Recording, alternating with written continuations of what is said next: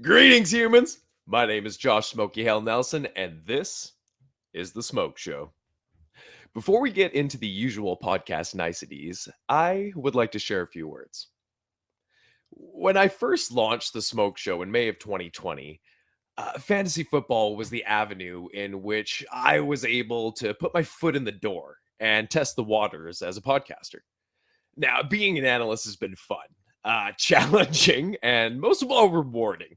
When on Sundays, I would wake up to a flurry of texts, DMs, and more just asking, start sit advice and such. Or, when someone would thank me for helpful tips in draft season that paid off in the form of a championship. That was the best. However, I am not one of the best analysts, nor do I have the time to dedicate to being one. One thing I have always gravitated towards, though, was interviewing. 17 years ago, I did some freelance work for an online music magazine that was based in Ontario, Canada. Basically, a West Coast correspondent, as I lived just outside of Vancouver in British Columbia. And Vancouver back then had just a thriving live music scene. It was a lot of fun, we will say, but we'll get into those stories another time. Anyways, thriving music scene. It was throughout that I discovered I had a knack for interviewing the musicians and producers that I crossed paths with. And this was the genesis that evolved into the version of the Smoke Show that you know now, based around micro and feature interviews, providing the perspectives of the people. However, throughout the Smoke Show's existence, you'll notice that it's never been branded with anything football related. Even the name itself was derived from my old stage name in my time as a self-recording musician, Josh Smokey Hale Nelson. The long-term goal was always to expand the scope of the Smoke Show beyond just fantasy football into other sports and even beyond that. The Smoke Show is a podcast extension of myself. And to put it lightly, I am a very multifaceted human being. Now, many of you are the same, and it is through these common bonds that I intend to weave the story of the Smoke Show throughout this new phase. Not only will this give us a broader scope and content, but allow us to bring on guests of more variety than the usual fantasy football talking heads. Now, there will also be a variety of episode types as well, including the new What If series that I've been kind of teasing lately, where I will be hosting a revolving panel of 3 guests, which will dive into the hypothetical as we rewrite big moments in sports history. There will also be episodes that incorporate another side of my recent endeavors with the Sports Me app. Now, total honesty, this has been one of the funnest apps that I've been on since Sleeper and Twitter itself, as you are face to face with other fans of any and all sports. It's just 30-second videos, max. That's it. It's so simple.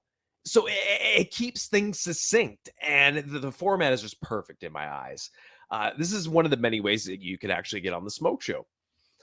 Go download the Sports Me app and join one of the many conversations going on there between sports fans and professional athletes. Oh, didn't I mention that part? Yes, there are professional athletes like Andrew Wiley and Dalton Crossan, and even professional analysts like ESPN's Shot Doctor and the team from BetQL participating on Sports Me. For realsies, it's one of my top 5 apps on my phone. I can't recommend it enough. This long-winded intro has basically been my humble way of preparing you for the road ahead of this podcast. I hope you're as excited to follow along as I am to bring it together for all of you. Now, this episode will also be the first that'll be available in video form as well as audio on Spotify. So please take the half second to leave a 5-star rating, as the rating system is new to Spotify and I want all the stars like Mario 64. Use the other half second from earlier and hit the subscribe button on the way out. I greatly appreciate it. As always, this podcast is proudly presented by the Fantasy Points Media Group. When I mentioned earlier that I wasn't one of the best analysts, is because that's what the rest of the Fantasy Points Media Group is here for. From statistical analysis to DFS betting knowledge in multiple sports to the hottest new prospects coming out of the college ranks, the Fantasy Points Media Group has a show that will cover your needs and more. The benevolent parent behind this group is the fantasypoints.com, which is having a super early bird promo on membership, which means my personal promo code isn't even active until after the Super Bowl because this is so ridiculous of a sale. 25% off when you sign up right now at fantasypoints.com. Fantasypoints.com, getting you fantasy points and so much more from the experts you should have already been listening to. Without further ado, let's do this! Smoke Show! In today's episode, we'll be doing our final check-in with the Smoke Show's 2021 My Guys. There will be some impassioned rants on a few topics I've been simmering on. But first, we're going to start off with a new segment sponsored by the SportsMe app. Go to getsportsme.com or your app store and start dropping your takes today. Inspired by the end of the fantasy football season, where many of us had to come to terms with gut-wrenching playoff losses. Week 15, I'm looking at you. I talked to SportsMe this week to ask the people, what sports teams do you just hate? Here's what they had to say. I mean, if I didn't jump in on this, I don't know who I am. I mean, so this one's good for me. Football, hate the Raiders. Hate them. Everything about them, hate them. Basketball, hate the Celtics. Garbage-ass team. Jeff, you heard it here first. Your team fucking sucks. Baseball, no worse team in baseball than the goddamn Los Angeles Dodgers. They're the garbage, most disgusting fucking team. And in hockey, I'm supposed to hate the Edmonton Oilers. The Dreadmonton Oilers. Just by the Chicago Cubs, Boston Bruins, Atlanta Falcons, Washington Capitals, Michigan sports, Texas football, Duke basketball, and the NBA. All right, so at first I hated the Warriors. Well, mostly Steph Curry. I just wanted to slap him in his face. But now I kind of like him. Baseball, Boston Red Sox. Each and every single one of them can die. I'm starting to develop a real hate for the Houston Astros. Or it just might be Wyo. Ever since I met Wyo, I just can't stand the Astros. Or him when he talks about Astros. I don't hate the team, but I hate their fans, the Mets fans, because they win and they're like, oh, guess who's taking over the city? Mets. All right, Dogan, you got me on that one. That was a nice list, and then the NBA as a whole. For me, Bay Area fans, so Dodgers, Kings. I guess I hate the Lakers too, although they're not really competitive right now. So should I start disliking the Suns? I don't know. But it's mostly LA teams. Yeah, Kings, Dodgers, Lakers. And in football, it's the Cowboys. It's the Cowboys. No doubt. And then college, it's got to be USC. USC is the worst, right? I mean, I get hate on the SEC because they're successful, but that's just hating. USC is the worst in college, definitely. So yeah, I hate the Cowboys. The Cowboys are horrendous. They're trash. They can always lead you up there and build your hopes up, but they're never going to bring you anywhere you need to go. They're not a championship team. They're consistently 8-8. I mean, they're horrendous. Their offense is supposed to be amazing 24/7, but it's never really that good. Dak Prescott's trash. Ezekiel Elliott's overrated. I mean, maybe CeeDee Lamb's good, but that's about it. What up? I love this. Honestly, there's a lot of teams that I hate, even as I've become kind of less of a fan of teams in general. But the Dodgers, I hate them because I cannot like them. They have a lot of players that I would probably like on other teams. Cody Bellinger, I'd be a big fan if he wasn't a Dodger. Justin Turner, his story's awesome, but he's a Dodger, so screw Justin Turner. Corey Seager's out. That's cool. Now I can like Corey Seager, but just cannot stand the Dodgers. So if you're a good player on them, can't like them. Hey, I posted this earlier. For some reason, it didn't come on. Only two sports teams I really hate. Both start with an M. The Mets and Manchester City. Can't stand either of the actual teams, their coaching staff, or especially their fan base. With the Mets, I mean, here's my problem with the Mets. there's a perfectly good baseball team there in New York with the Yankees, and you choose to be Mets fans. Yeah, I'm sorry. Hey, Smokey Hell, NFL, Super Davis. Yeah, I'm gonna go with L.A. Lakers, Montreal Canadiens, and the New York Yankees. Those are three of the teams that I can't even watch or can't even think about, or those are the teams that I just don't like. Thank you to LFG Friar Native, David Dolgan, Game Point Live, Derek, Sam Rodriguez 99, Jordan Spurgeon, the Joey Wright, and the one and only Super Dave for your sports me contributions. Your sports hatred was delicious. One of the best parts of being a fan of a team is the pure vitriol that gets slung towards hated rivals, investing us fans further into said franchises. Personally, as a Philadelphia Flyers fan, I have a hatred for the Schittsburg Penguins that lives in the deepest part of my soul, eternally festering until called upon to boil into a rage. Hatred is often viewed as a detrimental emotion, but I think it can be healthy in sports fandom, provided it remains in good fun. Do you have sports teams that you cannot stand to the point of hatred? Hit me up at smokeshowpodcast@gmail.com and let me know. Now, let's check in with our 2021 My Guys to see how they fared throughout the final gasps of the season. Smoke Show! All right, first up on my first final check-in on the Smoke Show's 2021 My Guys. Go back to episodes 10 and 19 for our first and mid-season check-ins, respectively. First up is Mr. Darnell Mooney. Now, I've been in on this guy since the minute he was drafted, and he has not let me down. Now, there are multiple factors that play into the downfall that we saw this season with Allen Robinson, but the ascent of Mooney renders some of those factors moot.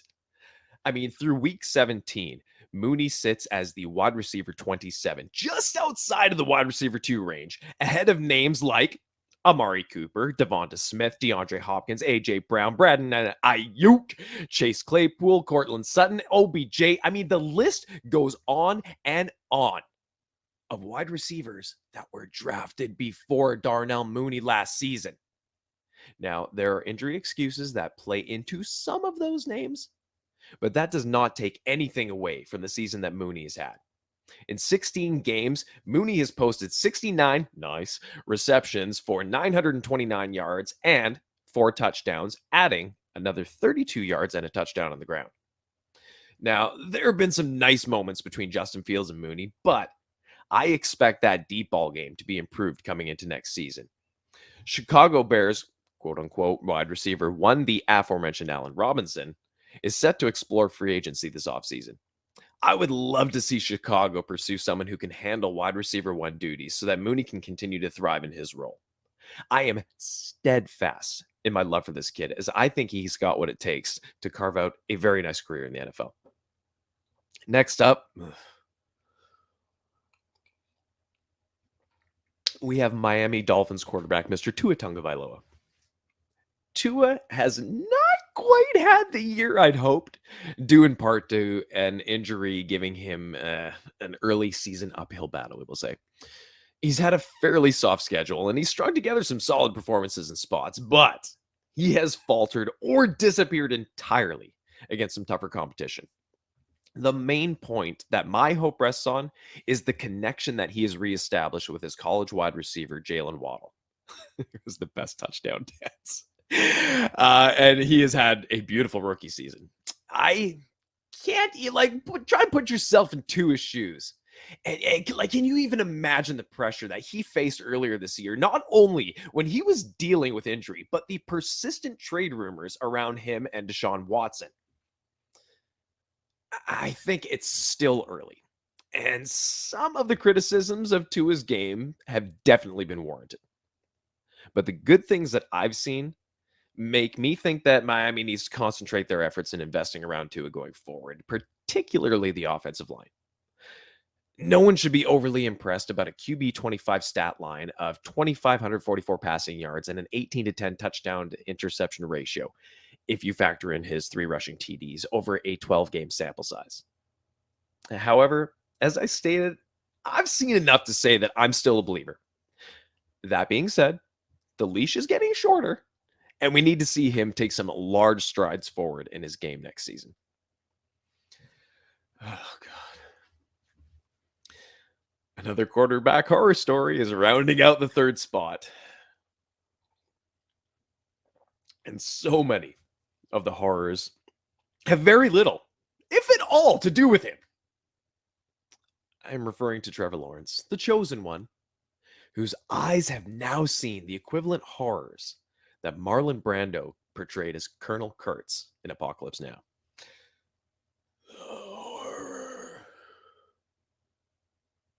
Now I digress.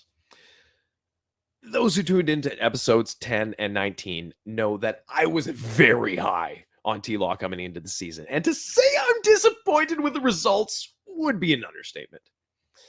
Sure, the excuses are there. An incompetent coaching staff led by an absolute trash bag of human flesh. Actually, I'd like to put a pin in T-Law for a minute and have a final vent on the thankfully fired Urban Meyer.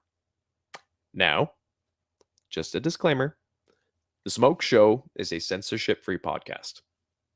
So if you were triggered by terrible humans or stronger language, I suggest skipping ahead a minute or so. For those watching video, just wait till my arms stop flailing. For those still here, strap in. This racist, entitled piece of shit, Urban Meyer, thought that he could get away with his continued pattern of psychological and physical abuse towards players from college into the NFL. This stunted, petulant man-child told players he would ruin their fucking life if he ever caught them smoking. He used a picture of Trayvon Martin as a visual example of OSU's no hoodie rule. If that last part doesn't infuriate you to the point of seeing red, you need to familiarize yourself with the tragic story of young Trayvon. I am actually really sad that not one of Urban's players ever took his weasel-looking ass by the throat against the wall and shown him what fear really means and how effective its motivations are. Bullies like him usually don't experience that type of reckoning, but if they do, it often leads to some heavy introspection. I just guess old Stinkfingers wasn't cut out for coaching in the NFL. Or monogamy. Or not being a sentient piece of sewer scum. I will likely not ever mention him again on this podcast, as he isn't worth the breath it takes to call him out on his bullshit. I feel like I could have gone on forever with that, but let's get back to the topic at hand with Trevor Lawrence. How much slack are we willing to give T-Law for this abysmal season? Personally, I'm willing to forgive most of it and chalk it up to the toxically bad Jaguars organization, but not all of it. Like I mentioned with Tua, the leash will be shorter next year. But with the fanfare coming into the NFL, his 101 draft capital, and the tantalizing potential that Lawrence possesses, I'm willing to go back to bat for the kid. My sincere hope is that Shad Khan doesn't fuck this up. Please. I don't want to see another generational quarterback go the way of Andrew Luck. Last on your programs, but first in my heart, we have Mr. Kyle Anthony Pitts. What a roller coaster ride this has been. Pitts might be one of the most divisive players in fantasy football this year, as he is simultaneously a record-breaking rookie and a fantasy bust, with some legitimate arguments for either side. Now, the big knock on Pitts isn't even his fault! Arthur Smith and Matt Ryan, I would like to personally address you now. What the fuck is your problem? Kyle Pitts, with his insane wingspan, size, contested catchability, skill, should be your number one red zone weapon. Yet, when you get inside the 20s, he's sometimes not even on the field. Again, what the fuck is your problem? Pitts made his bones off being Florida's best red zone weapon his last year there, putting up 12 touchdowns in his final collegiate season. Where is that usage now? Do they really think that giving him more red zone targets is going to make this team worse? You used one of the highest draft picks you've ever had to nab this stud of a player, only to relegate him to light duties? I just cannot fathom why he is so criminally underutilized. I mean, this guy posts a 1,000-yard rookie season and is being rightfully comped to some huge names in the wide receiver category, as he lines up all over the formation. And it's an exercise in futility to compare him to other rookie tight ends, because there has never been a player like Kyle Pitts. He is the unicorn, the paradigm shifter, the offensive Lamborghini that is being treated like Archie's fucking jalopy. So where do I stand on 2021, my guy, Kyle Anthony Pitts? Well, I'm 100,000% in for now, in for the long haul. If you don't buy the conviction in my voice or on my face, then let my rostership numbers in fantasy football speak for themselves. Pitts is my most rostered player across all formats. I have been screaming his name from the mountaintops. And if you think that's going to slow down or stop now, you haven't been paying attention. Smoke Show!